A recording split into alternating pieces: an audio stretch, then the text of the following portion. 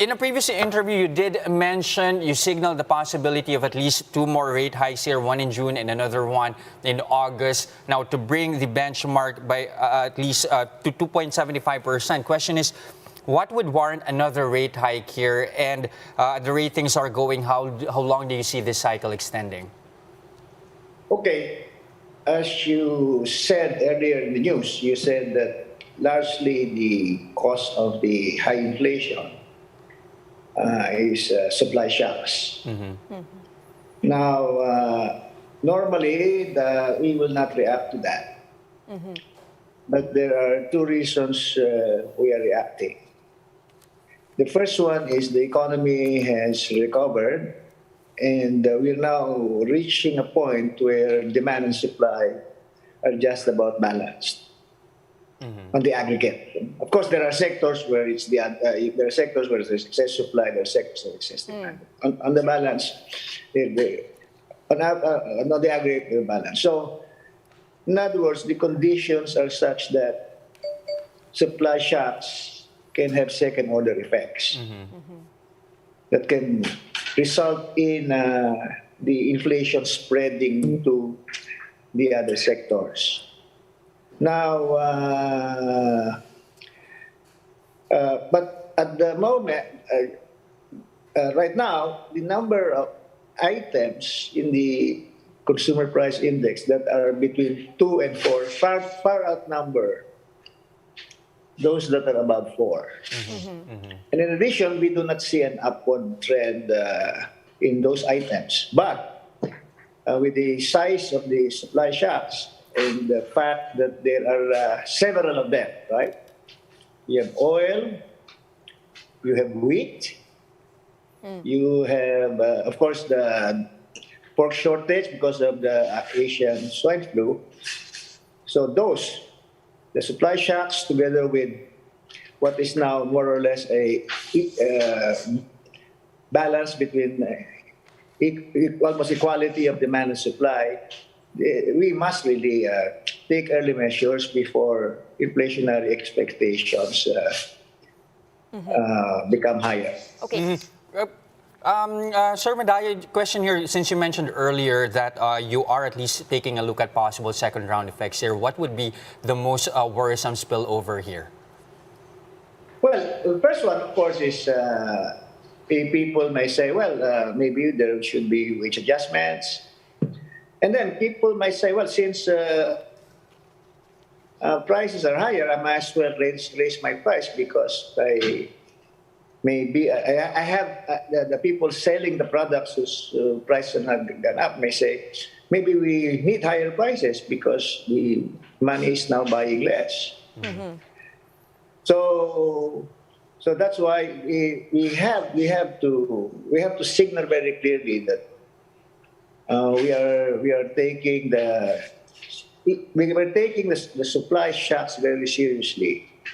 Because we will do everything we can to prevent or minimize the second order effects. So, sir, can you just clarify po? Sorry to interrupt. Have we reached a point where there's no other way right now to rein in inflation expectations from the supply side other than monetary policy and rate hikes?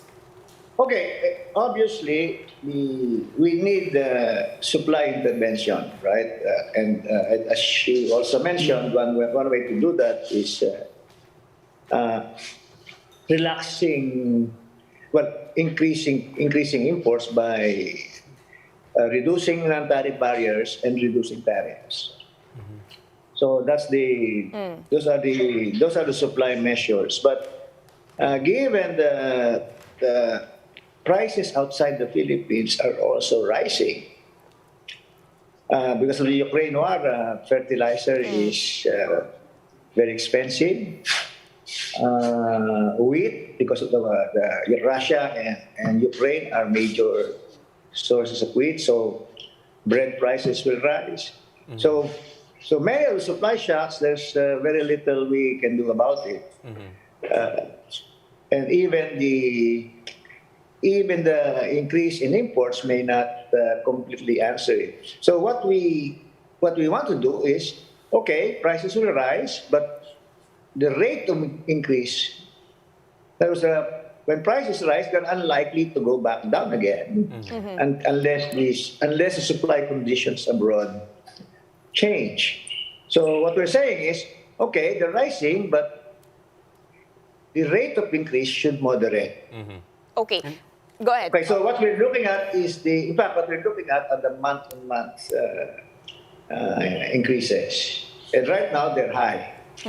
I'll be more comfortable if our forecast is the month-on-month increases will be, let's say, 3% divided by 12, right? So we're not there yet, but we're not there yet. So if the price increases, if the price level is higher and even permanently so, as long as the increases start moderating, we will eventually reach our target. Given that, yes. given that incoming Gov, is that 5% print in May already the peak, or should we be bracing for more? And is a BSP inclined to revisit its 2 to 4% target for the year? Well, clearly, for the year, it's going to be breached. The goal is it will not be breached next year. Okay. Sir, But what? right now, if we do not act, there's almost a 50% chance that it will be breached next year. And that's the reason we're acting. There's very little we can do about the inflation this year. Tama. These are supply shocks that we cannot control. The sources are outside the Philippines. We can alleviate it by relaxing imports.